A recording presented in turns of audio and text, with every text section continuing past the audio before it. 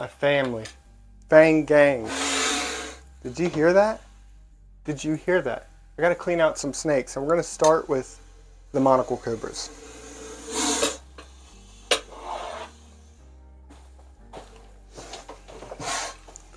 This is the male albino monocle cobra. Look at how big he is. And he's a little on edge today, all wiry, flailing all over the place. I should have filmed the process of getting him out. You know, usually I film when I'm getting them out or when I'm putting them back, like right now. But getting him out, he was all over the place. Still kind of like that. I feel like I should have tilted the camera down a little bit so you could see. It's much more difficult to maneuver and hold him up. But at least this is good demonstration of what I mean by he's a lot more wiggly than the female. And we might as well bring the female out next so you can see what I mean. Jeez.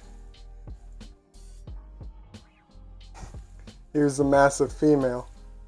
That piece of mulch was balancing on her little hood. I say little hood, it's a massive hood. Tried to get it so you can see it, but it fell off. But look at her. Not wiggly, very sweet. Just an incredible snake. The largest monocle cobra I've worked with or seen in person. She's massive. Wow. This girl just always blows me away, and such a well-behaved snake.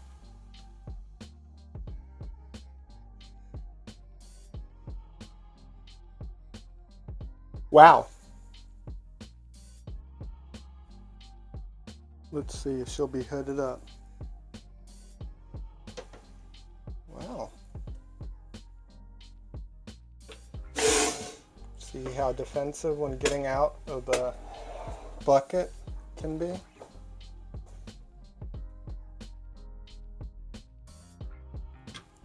Look at that hood.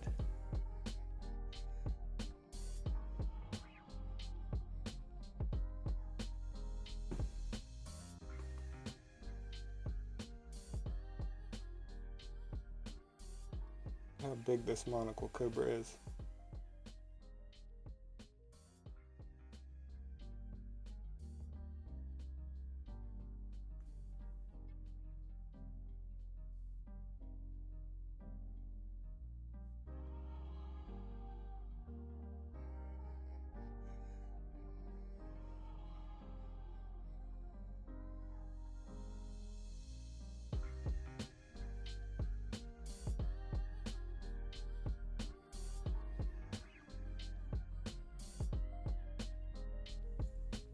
Now there's one more larger monocle cobra,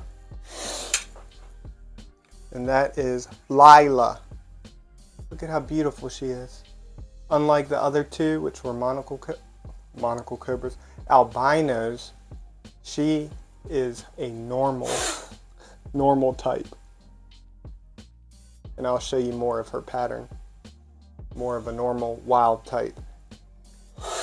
But anyways, I used to always mention how she was the best, most well-behaved snake that I have. But ever since we moved into this house, I can't keep saying that. You can see she's a lot more defensive. I'm saying a lot more like you knew how she was before. But that's one thing you have to know, is being in a different location, even something as simple as changing an enclosure even, can cause a change in behavior.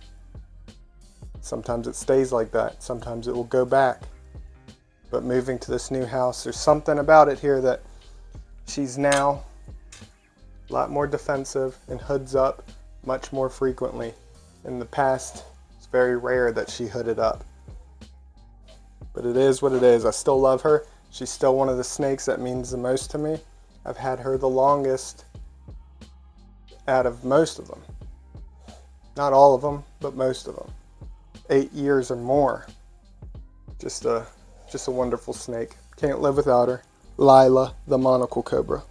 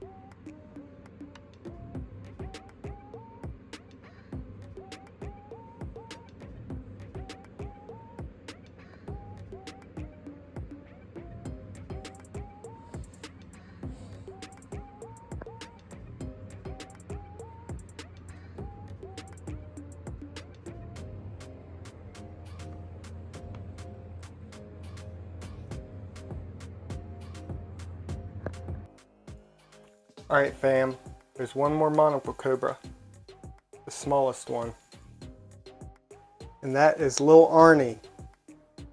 Look at him. You can see inside. You can see inside. Wow.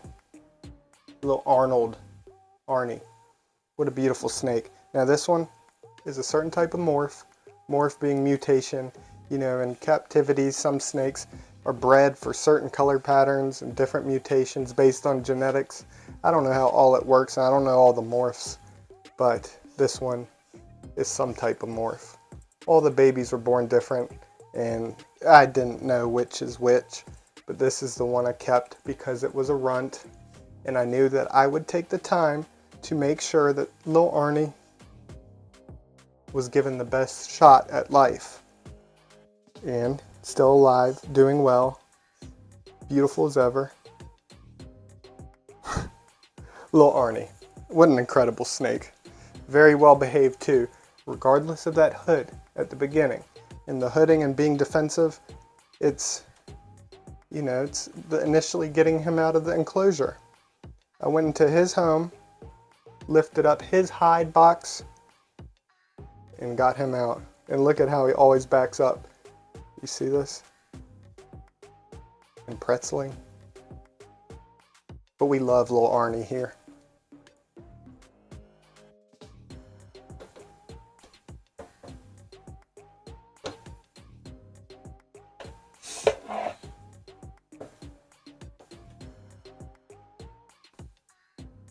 Now you know I discussed morphs and how they are mutations. If you need an example of that, like ball pythons, look up all the different types of morphs that they come in. Monocle cobras are the ball python of the cobra world. Lots of different morphs. So many. You know, others, there's like one or two. Albino, leucistic, and that's about it. But with monocle cobras, there's all types. Sunset, all types of different random ones that I couldn't even begin to tell you.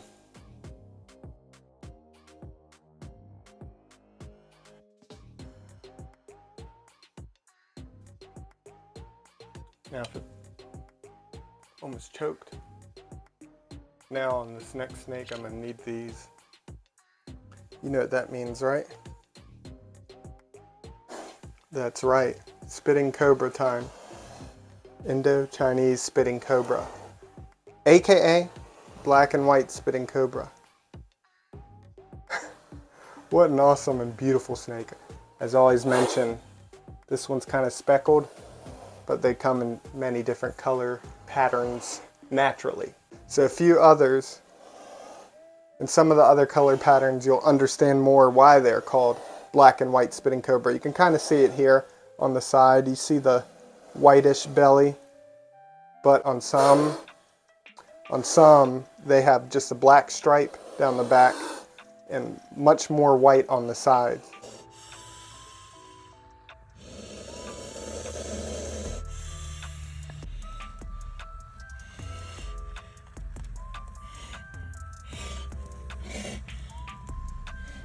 I'll get close up of this one so you can see the speckling type pattern much better compared to how it is right now. On selfie mode, it's not going to pick up as well. But not only do they come with the stripe that I just mentioned, but they come banded as well, similar to the banded snouted cobra, but black and white.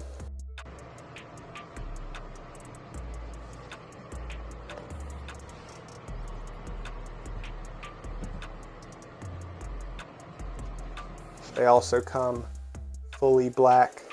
All this is natural, depending on where they're found. Awesome, beautiful Indo-Chinese spitting cobra. Wow, let's talk about the hood pattern. This one doesn't really have one, but some have some. Some have some that are similar to spectacle cobra. So the two little spectacle pattern, very similar. Beautiful.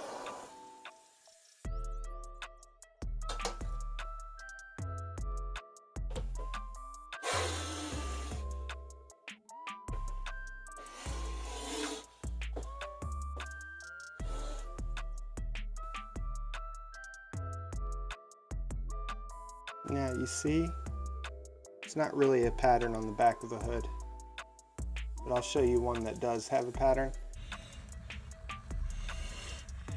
Look at this incredible snake. The banded one's probably my favorite, but the specklish type is growing on me.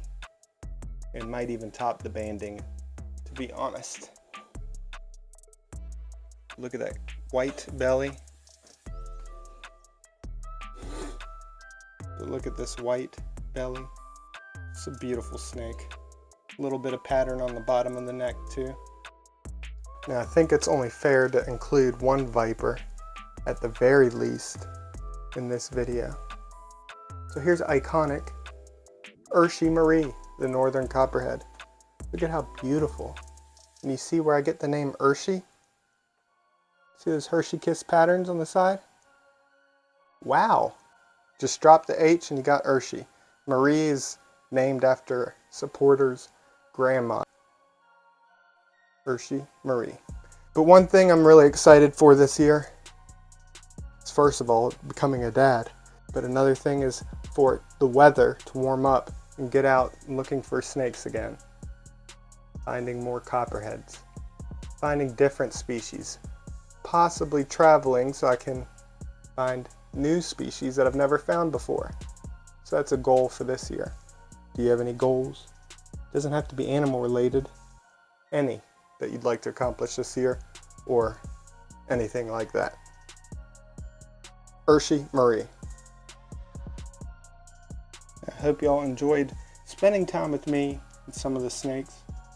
If you did, click like, subscribe if you're not, click the bell because I post pretty much every single day. And a big shout out to my channel members. And if you'd like to support my channel, consider becoming a channel member. Get early access to videos and exclusive videos, things like that. Also want to give a shout out to my Patreon members. If you'd like to support me over there, you also get early access to videos and exclusive content. I'll be back very soon.